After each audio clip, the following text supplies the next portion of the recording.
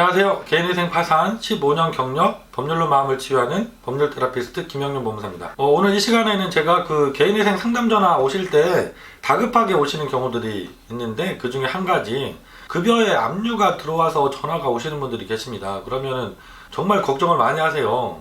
법무사님, 급여에 압류가 돼서 내가 이거 급여 절반만 받게 되면 우리 가족 생활이 안 됩니다. 저는 생활을 하기가 어렵습니다. 이렇게 하시면서 전화가 오시거든요. 그래서 급여에 압류가 들어왔을 때는 제일 중요한 게 빠르게 개인회생을 준비하셔서 진행하시는 게 제일 중요해요. 중지명령이라는 제도가 있기 때문입니다. 그래서 중지명령 결정을 받게 되면 급여 압류의 효력이 중지가 되기 때문에 말 그대로 내가 채권자에게 압류된 금액을 뺏기지 않고 이렇게 개인회생을 진행하실 수가 있거든요. 그리고 개인회생을 빠르게 진행하시면 급여에 압류가 들어왔더라도 금전적으로 내가 큰 손해가 생기지도 않습니다. 오히려 유리한 부분이 생길 수도 있는데요. 그걸 오늘은 제가 간단한 사례를 준비했거든요. 사례를 보면서 설명을 드려보도록 하겠습니다. 사례는 좀 단순화해서 만들어 봤습니다. 직장에 다니시는 분이라고 생각을 해보고요. 급여는 400만원 정도 받고 계십니다.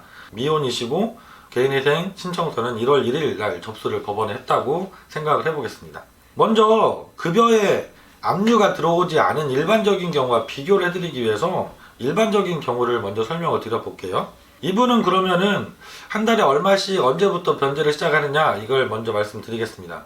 변제 시작일은 통상적인 사건의 경우는 우리가 개인회생 신청서를 법원에 접수하시고 나서 60일에서 90일 사이에 날짜를 정해서 일의 변제 시작일을 하게 되어 있습니다. 그래서 이분은 90일 되기 전에 4월 1일 날부터 36개월간 변제를 한다고 할 수 있겠죠. 그럼 한 달에 얼마를 내야 되느냐 보면 1인 가구시기 때문에 최저 생계비 105만원 정도 인정됩니다. 그래서 월 변제금은 295만원, 36개월을 내시면 총 금액이 1억 620만원을 법원에 납부를 하게 되시죠. 그럼 이것과 비교해서 급여가 압류가 되어서 부랴부랴 12월 말쯤 저를 찾아왔다고 생각을 해볼게요. 그래서 저희가 준비를 서둘러서 해서 1월 1일 날 법원에 개인회생 신청서를 접수를 했습니다.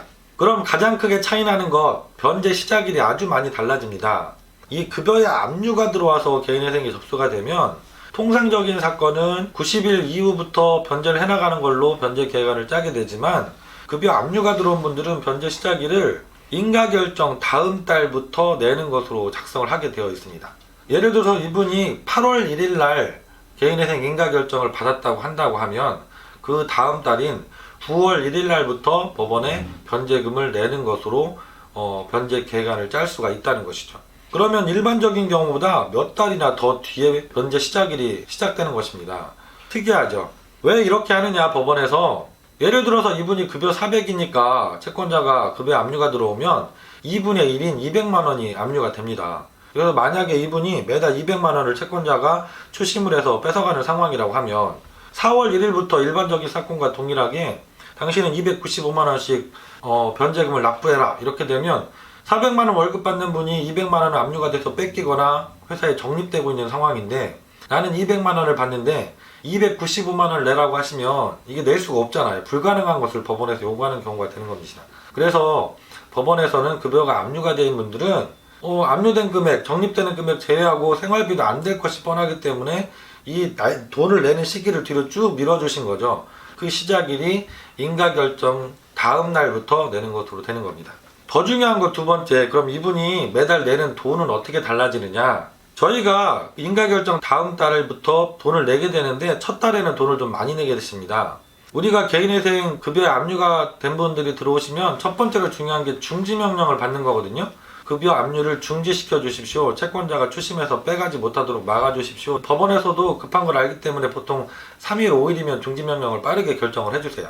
그래서 이분이 예를 들어서 1월 1일 날 접수를 했으니까 적어도 1월 10일 전후로까지는 중지명령이 납니다. 그럼 회사에도 통보가 가기 때문에 급여가 채권자들이 빼가지 못하고 회사에 적립이 되고 있는 겁니다. 그래서 이 적립금이 쭉쭉 쌓여갔다가 인가결정 받고 나서 그 다음 달에 우리가 돈을 법원에 처음 내잖아요. 이분이 8월 1일 날 인가결정을 받았기 때문에 그 다음 달 9월 1일 전까지는 8개월치가 압류가 되어 있습니다. 그 돈은 1회차에 전부 다 내야 돼요. 내가 받는 건 아닙니다. 신청하시는 채무자께서 회사에 가서 적립된 압류금 주세요 해서 자기가 받을 수 있는 건 아니고 법원에 그 돈을 납부를 하셔야 됩니다.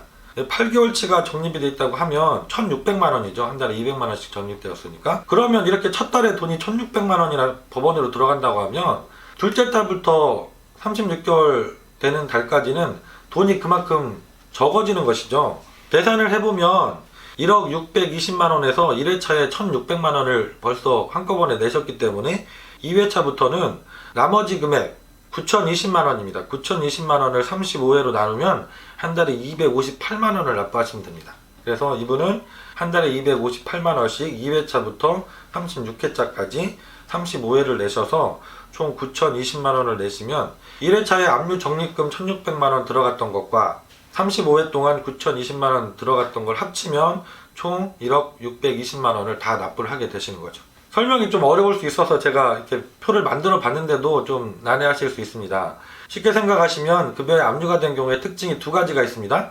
첫 번째, 변제 시작일이 아주 뒤로 바뀐다는 거죠. 인가결정 다음 달부터 내는 것으로 아주 몇 개월, 4, 5개월 이상 최초 변제 시점이 뒤로 간다는 거고요. 두 번째는 1회차에 돈이 압류 적립금이 다 법원으로 들어가야 되기 때문에 2회차부터는 오히려 매달 내야 되는 변제금 금액이 작아진다는 겁니다. 내가 1회차 많이 냈다고 해서 그만큼 돈을 일반적인 경우나 더 내라고 하지는 못하는 거죠. 똑같은 금액을 내야 되기 때문에 일반적인 경우와 급여가 압류된 경우에 총 변제 금액은 같아야 되기 때문에 첫 달에 많이 냈으면 두 번째 달부터는 깎아주는 게 당연히 맞잖아요. 그래서 오히려 내가 최저 생계비가 너무 적어서 저는 3년 동안 변제해 나가는 것이 쉽지 않겠습니다, 법무사님, 이렇게 얘기하시는 분들 많아요. 특히 미혼이신 1인 가구이신 분들이 105만 원 생활비로 3년을 사는 게 어렵죠. 하지만 오히려 이렇게 급여에 압류된 경우에 한 달에 생활비가 커지는 효과가 생길 수도 있습니다. 이번 사례처럼. 물론 이거는 사례마다 다양하게 달라지겠죠. 오늘은 좀 어려울 수 있는 부분인데 이해가 좀 편하셨는지 모르겠습니다. 제가 급여에 압류가 들어온 경우에 부랴부랴 개인회생을 신청하시려고 상담 전화 오시는 분들 조금 걱정을 덜 하셔도 된다는 의미에서 오늘 사례를 준비해 봤고요. 가장 좋은 방법은 급여에 압류가 들어왔을 때는 빠르게 개인회생을 준비하셔서 중지명령을 빨리 받고 진행을 하셔야 됩니다. 그래야지 한 달치 급여라도 내가 덜 뺏기게 되는 것이죠. 그리고 내가 쌓아진 급여는 받지는 못하지만 1회 변제에 투입이 되고 둘째 달부터는 그만큼 덜 내는 효과가 있기 때문에 오히려 나한테 유리한 면이 있을 수도 있다라는 말씀을 드렸습니다.